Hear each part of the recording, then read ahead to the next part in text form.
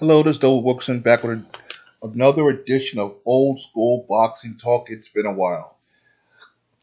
And you know what?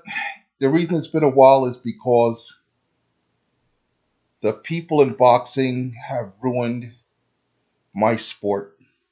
I mean it, man. This sport is my passion.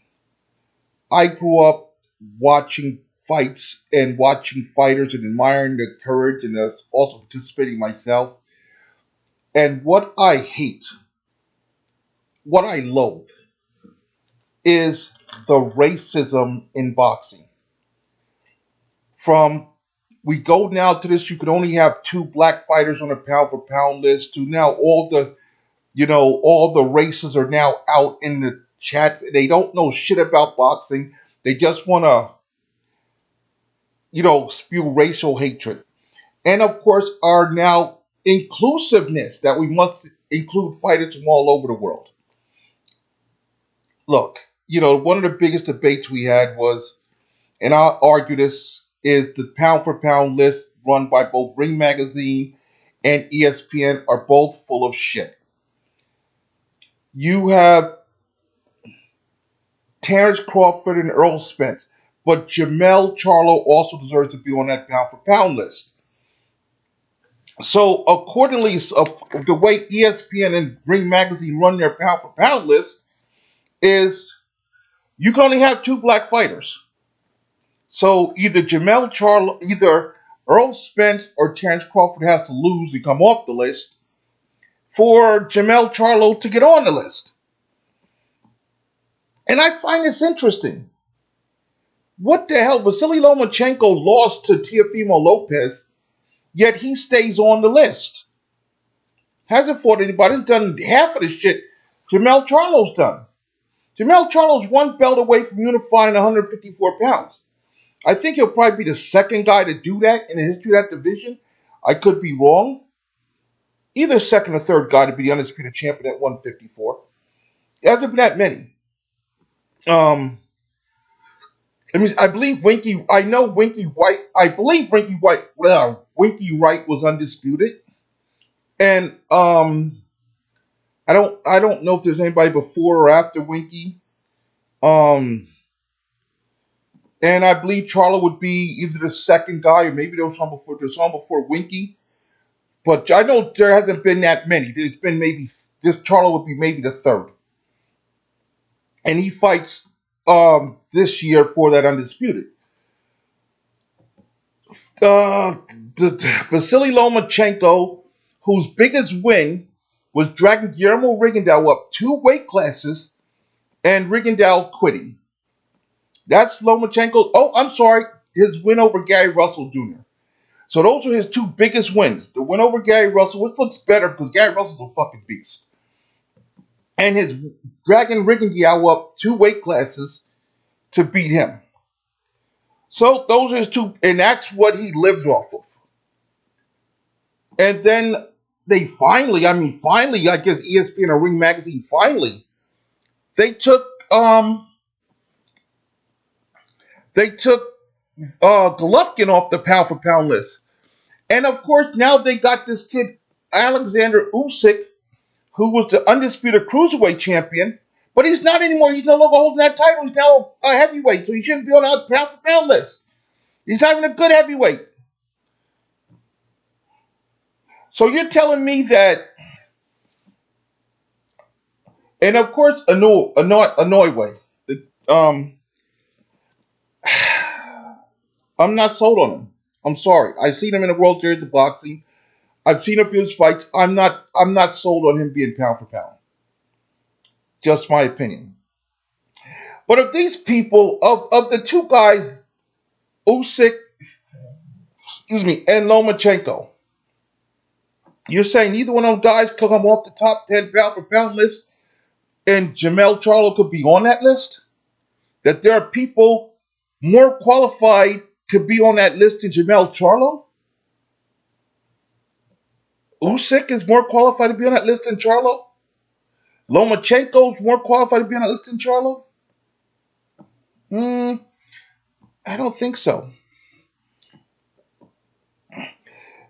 It seems like our sport has become under racial bias that only a certain number of black fighters can get put on the pound for pound list at a time. And it's funny because you don't do this crap in no other sport does this come up. If you're in the NBA, nobody says, "Oh, we got all those black point guards." If you're in football, oh my God, you got a black wide receiver. Well, yeah, the black quarterback thing was kind of, but even that's gotten played out because there's so many of them now. You know, Russell Wilson, the kid in Arizona, um, what did this? Yeah, is Cam Newton in New England. You know, there's a bunch of black quarterbacks, so even that pretty much has been played out. Lamar Jackson in Baltimore. The point is, it's actually been played out. But only in boxing can we say, can we hate on the fact that the best fighter in a division is black? And then we give all these other fighters all the excuses for not fighting him. From the announcers on the zone, Todd Grisham telling Jiffy Mobile, "Oh, you don't need to fight Devin Haney." What the hell, Todd? Hey, Devin is a house fighter. Don't you think the zone wants that fight for unification? But you're telling him, "Oh, you don't need to. You don't need to fight him." He's not undisputed without that belt Devin Haney holds. Canelo, who's been chased not one, but not two, but three weight classes now by Jamal Charlo and Demetrius Andrade. Oh no, you don't need to fight him. And again, Andrade is a house fighter for the zone. But what I do to Canelo? Oh no, you don't need to fight him. You don't need to. Canelo's a guy I had a lot of respect for. I really did like Canelo Alvarez. I was a very big Canelo Alvarez fan. But I will not back any fighter who ducks the best fighter possible and will go around and fight other BS fighters. You know, it's like I like Terrence Crawford, but Terrence Crawford has fought absolutely nobody at 147. I mean, he has fought. They drug him. Kell Brook, who hadn't fought in the weight class in over 4 years, drug him back to 147 so Terrence Crawford could beat him. When Keith Thurman and Sean Porter were there, Sean Porter was still his mentor. And I don't know, Bob pulled some hocus pocus with the WBO. They pulled young Victor Ortiz and made him the mandatory. Young Virgil Ortiz and made him the mandatory to take the pressure off of Terrence Crawford having to fight Sean Porter. Now, it doesn't, and that's Bob Arum doing that crap because Bob doesn't want, Bob, on one hand, Bob says he doesn't want Terrence Crawford, but on the other hand, Bob wants to make sure if Terrence Crawford is going to lose, he's going to serve him up to Josh Taylor.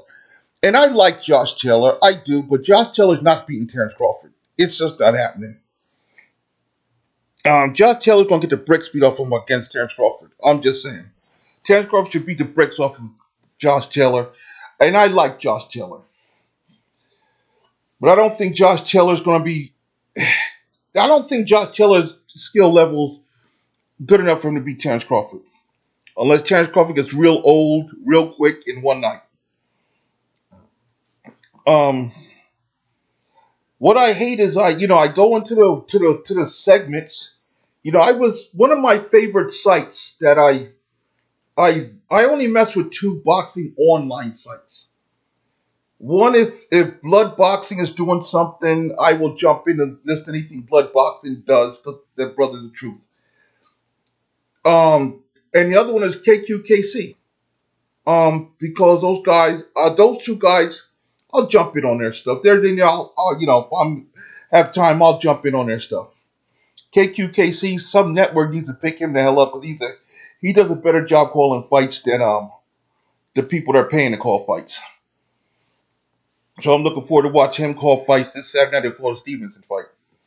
I dipped out on the Mayweather thing because I really didn't care about the Mayweather Paul exhibition. I'm just not into that. But we were in KQ was having a conversation on this site, and and then somebody in his chat section says, it's not my fault that none of the champions in 168 are black for Canelo to fight them. Well, okay. When Canelo was at 160 and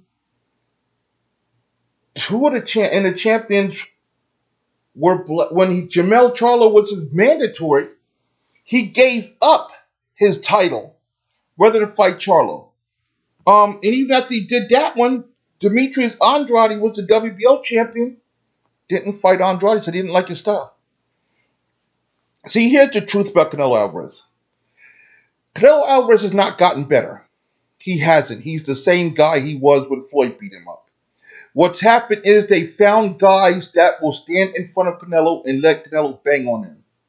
They found guys that are slow. They found guys that are one-dimensional. They found guys, even in the fight with Billy Joe Sanders, when Billy Joe Sanders let his hands go, he was giving Canelo that work.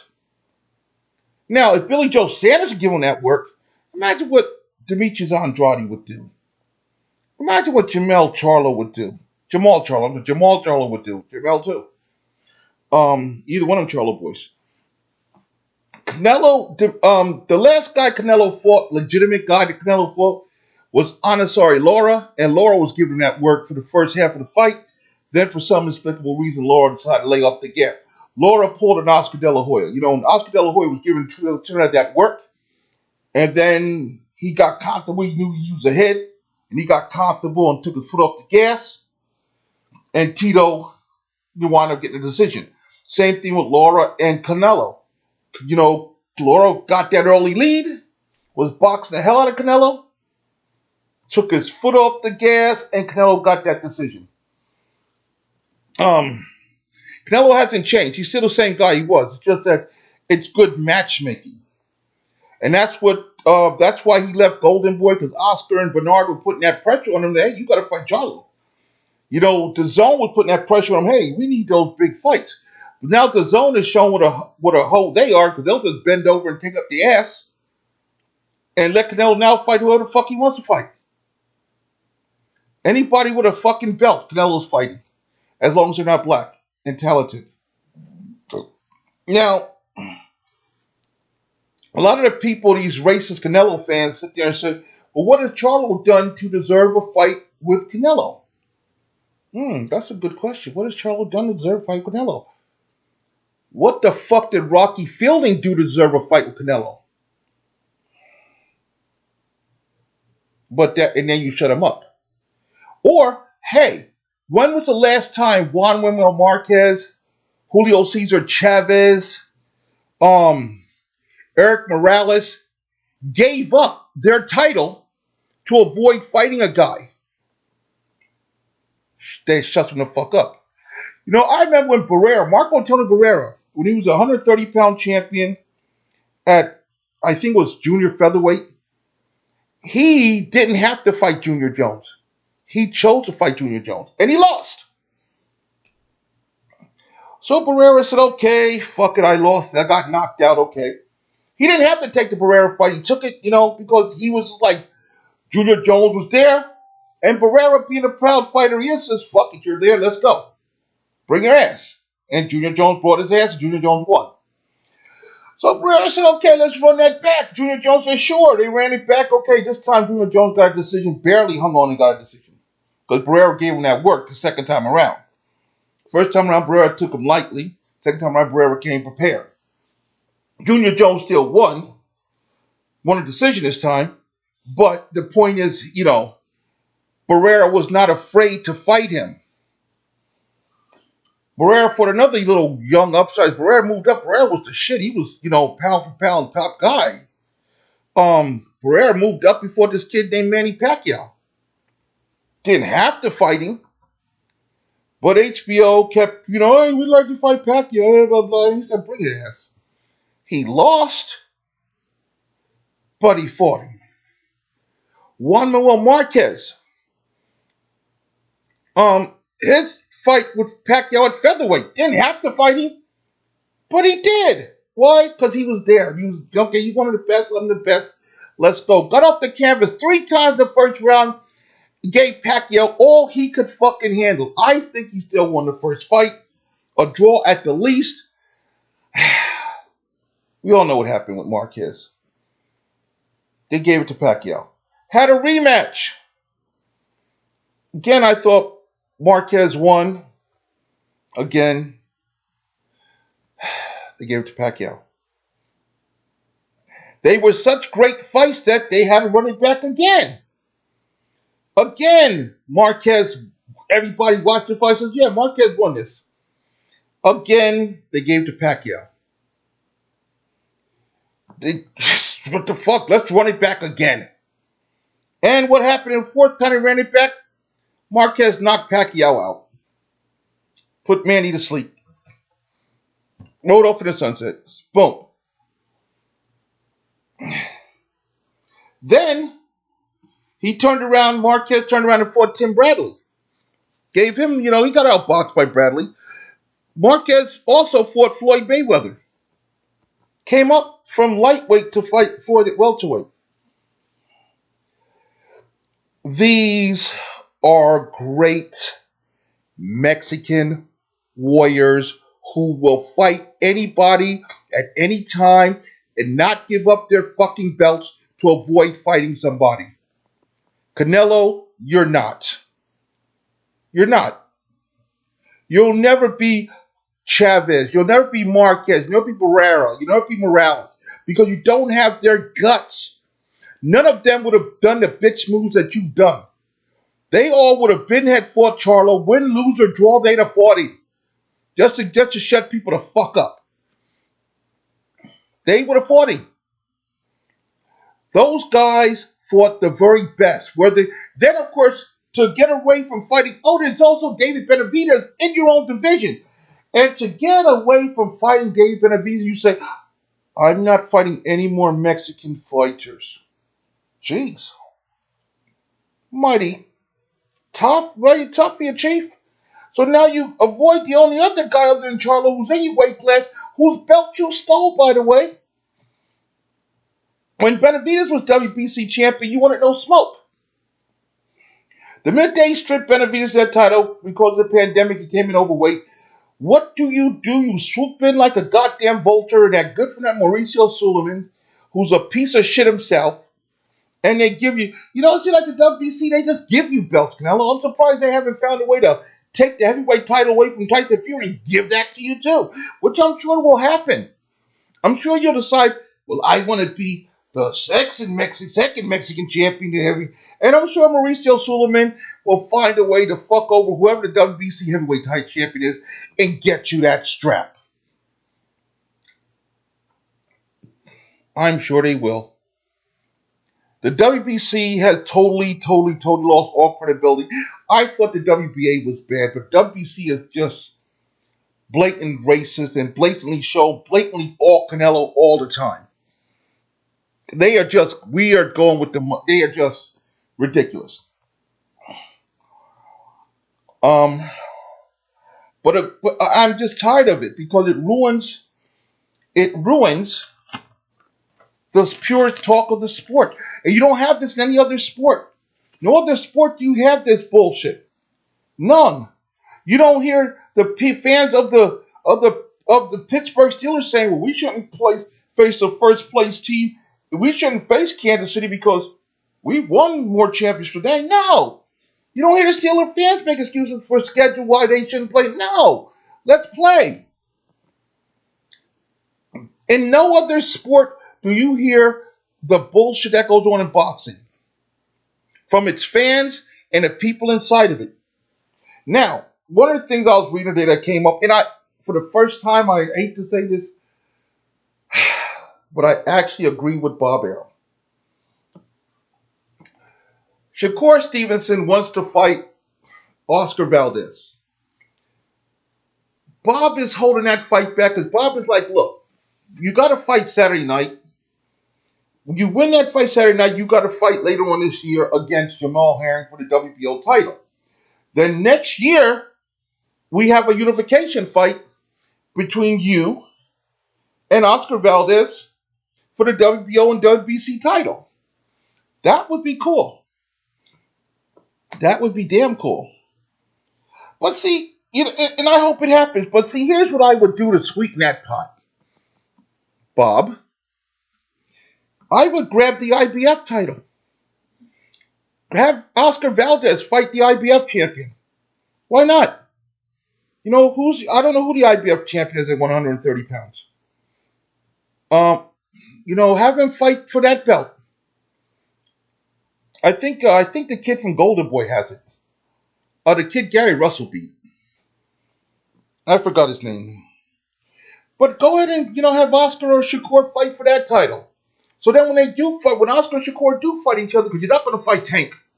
Neither one going to fight Tank for WBA title. So let's just forget that right now, because Floyd's not going to have that. That's another thing I hate, that Floyd is to totally ruin that kid's career. Floyd's got Tank Davis jumping from division to division, doing all this bullshit, and Tank has enough work to do at 130 pounds or 135 pounds. Pick a weight class. You're champion in 130. At 130, you're a legitimate champion. At 135, you whatever that crash that WBA handed you. Excuse me. So at 130, Tank doesn't need to be fighting this kid Barrios at 140 pounds for a scrap for the WBA regular title. What the kind of shit is that? That's stupid.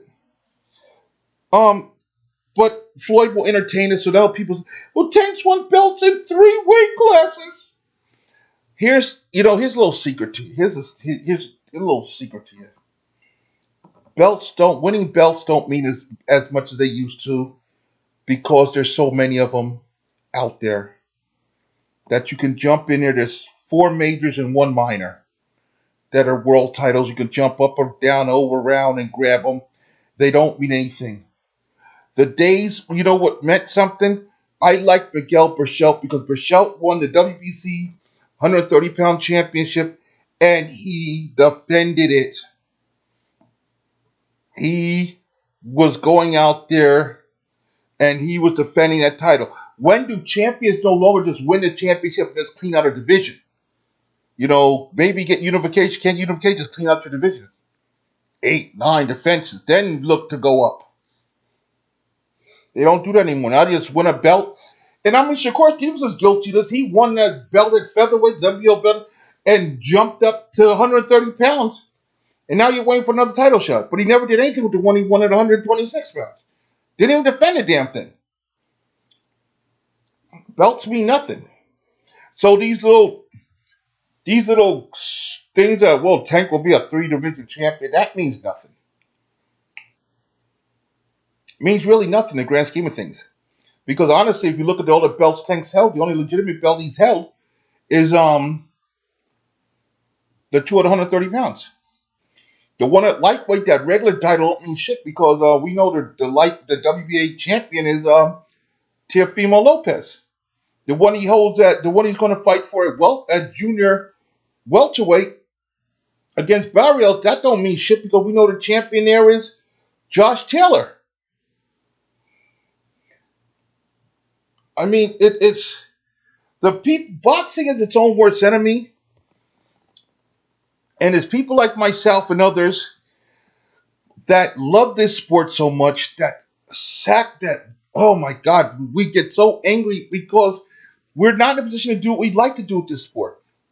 I would love to be the commissioner of boxing, not just in the U.S., but a global commissioner of boxing. I would love that job, because you would see how fast I would turn this sport around and put this sport back on the direction it needs to be on. And one of the first things I do is I get rid of Mauricio Suleiman. You're done. If the WBC wants to be a major, they got to get rid of you.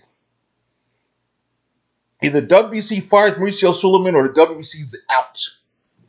Same thing to WBA. You get rid of all those regular titles. They mean nothing. You have 1 champion. That's it. That's the list. None of this super champion, is mega champion, interim. None of that bullshit there. 1 champion per division. That's it. That's it. The IBF and WBO, I tell them, hey, either you're going to do it right, you're going to take the orders from Bob, you just be Bob, then let Bob and Top Rank do a UFC, and they can fight for that title, be over there. But nobody else fucking with it. Boxing needs reform, and it needs people within the sport to help reform it. But unfortunately, a lot of people that have the power to do it in the sport are all have their hands out, all looking out for their own self-interest, their own greed, and they don't really give a damn about the sport. They give a damn about themselves. And that's a shame. Luckily, boxing will be around because, look, it's a fight. And one thing mankind loves is a fight. Living every day in this world is a fight. So, like I said, my main things, I see some good fights coming up. Before I get out of here, because I'm not gonna stay around this long. One of the things I would hope to have happen, but I know it won't happen. One or two things I'd like to see happen. One, I'd like to see Caleb Plant either fight Jamal Charlo or fight David Benavidez. Or if he's going to, I hope to like to see Al Heyman say to Canelo, I'll give you the fight. We'll make that fight with Caleb Plant. But I want two fights in return. I want a David Benavidez fight. I want a Charlo fight. You give me those two fights, I'll give you the Caleb Plant fight. But I want it in writing. So you go home and you think about that. You give me, and it's time for, but Al won't do that. Al will whore himself out like he does. They'll take whatever money Canelo's willing to give them, and he'll sell, and Caleb Plant will give his belt to Canelo. He'll fight for a couple rounds, 8 or 9 rounds, and then in the 10th round, Caleb Plant will, or he'll fight for 2 or 3 rounds and then just go to distance and lose a decision. But either way, he's going to sell his belt to Canelo he's asking for $10 million. So $10 million is the asking price for his belt. And Al Heyman is not going to do anything. I don't understand Al Heyman because I'm a promoter. Canelo needs my belt. Either I'm going to have one of my guys fight Caleb Plant, or you're going to sign a deal to fight my two guys, Benavidez. I mean, Caleb Plant and Benavidez have history. They have a beef. So that's a natural fight to make. A natural fight to make. Or have Caleb Plant fight Charlo. If Charlo beats him now, you got to come see Charlo. No way around it. And then I bet you we hear Canelo stop when I talk about being undisputed. All of a sudden, no, I don't need to be undisputed. The belts mean nothing. All that shit's going to come out. Why? Because fanboys are afraid to see their favorite fighter lose. And they don't want their favorite fighters to fight anybody that could possibly beat them. Because they don't have as much faith in their fighters as they like to say they do. And honestly, unlike Barrera, unlike Morales, unlike those great Mexican warriors of the past, Marquez, both the Marquez brothers, and some that I have, Lupe Pintor, and I can go on and on with the great Mexican warriors. Canelo is not one of them. Canelo's not Chavez, who didn't have to fight Frankie Randall, but he did. And of course, you know what happened with that. Canelo suffered his first loss. Rematched him and got his belt back, but he's still going to challenge. Canelo could have said no to Frankie Randall. Frankie Randall wasn't mandatory. He wasn't mandatory. But Canelo was one of them guys that said, fuck it, bring him, throw his ass in there. I'll fuck him up like I fuck up everyone else. And Canelo fought him. Canelo's like that guy. Canelo doesn't have that in him. He's not Marquez. He's not Barrera. He's not Eric Morales. He'll fight anybody, anytime. Eric Morales was fucking an old man out of his prime when he fought Danny Garcia not once but twice at 140 pounds. Fought Marcos Maidana at an advanced age and way over where he should have been. Eric Morales was a guy that started out at like junior featherweight and was up at junior welterweight fighting Maidana and Danny Garcia. And trust me, those two guys could bang at 140. And here was Eric Morales hanging in there. I think he went the distance with Maidana, lost the decision to Maidana, and then Yeah, he got stopped by Danny Garcia. He won the title. Danny Garcia won the BC belt from him because he won the BC belt at 140. But he was still fighting the dangerous guys, and then came back after he lost to Danny and got a rematch. Didn't have, that's the warrior that those guys were, and that's the standard that we hold Canelo to. And Canelo, unfortunately, you're nowhere near that. You're not a Morales. You're not a Barrera. You're not a Marquez. You're not a Chavez. You're not. You're not even. I mean, I won't even dare mention the name of the greatest Mexican fighter in my opinion of all time, the late great Salvador Sanchez. You're nowhere near that. You come from a heritage of great warriors, Canelo, and you disgrace them, all of them, by your cowardice against not fighting Charlo, not fighting Andrade. It's not a, you're going to make your money regardless, but it's about your legacy, your honor. Even your own former promoter, Oscar. And look, I'm not an Oscar De La Hoya fan, but I respect Oscar De La Hoya. Oscar De La Hoya would fight anybody. Oscar didn't care. Oscar would fight any fucking body. If you were the best, he fought fucking Ike Corte when Ike Corte was dangerous. Oscar didn't have to take that fight, but he took it. He fought Shane Mosley. Shane came up 130 to 135, 135 to 147, but Shane was young, hungry, and dangerous when Oscar fought Shane. Tito Trinidad. Oscar didn't fight Oscar didn't fight no soft touches. When Oscar went big, Then Oscar, he had the occasional Obercar and a Toro Gaddy in there. Okay, yeah, okay. But for the most part, that aside, Oscar was fighting top level opposition. And here's an FYI for you. Leonardo Hernandez, the man who Floyd Mayweather won his first championship from, had only one loss in his career. That loss was to Oscar De La Hoya. And Leonardo Hernandez is considered one of the greats. Just, a little something. Oscar De La Hoya, he fought Chavez twice. He fought Camacho. Oscar De La Hoya fought some of the best. The thing is, it's not about when he fought him. It's about that he did fight him. He fought Bernard Hopkins. Oscar wasn't middleweight. Oscar ain't a middleweight. Oscar is barely a junior middleweight. He drained himself all the way down to 147 to fight Manny Pacquiao. He dared to be great. Canelo won't dare to be great. Canelo, in this generation of entitlement, Canelo is Canelo. That's what Canelo is. Canelo is the epitome of entitlement in this generation of boxing. Canelo is entitled. He feels that he's great because he's entitled to be great. This is what he did. He doesn't have to keep doing it. He's great. Because he's entitled. Well, I'm sorry, Canelo. I was a fan of yours, but I won't be a fan of any man that ducks. And the same thing I hold against Canelo about fighting weak opposition, and I'm going to hold Jamal Charles to the same standard. He's got a little soft touch coming up in his next fight.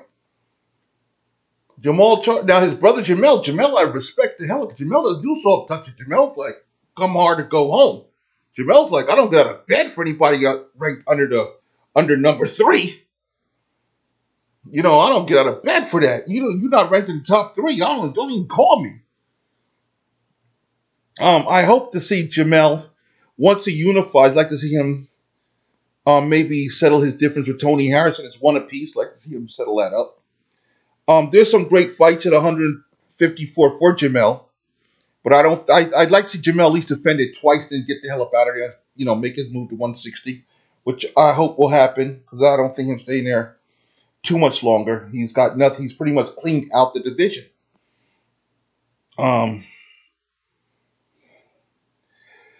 But there are a lot of the fighters of today, man. We gotta start to stop these fanboy bullshit and really hold these guys accountable and saying, hey, we want to see you fight so and so. You need to fight this guy. And if we as fans allow this, We know the promoters are going to allow it because they don't give a fuck. Promoters will allow it. Hell, why not? If I don't got to fight nobody, yeah, we'll do that. My kid don't have to fight nobody, we'll do that. But that's all for Nesdo Wilkerson signing off for Old School Boxing Talk. Till we see each other again, be safe.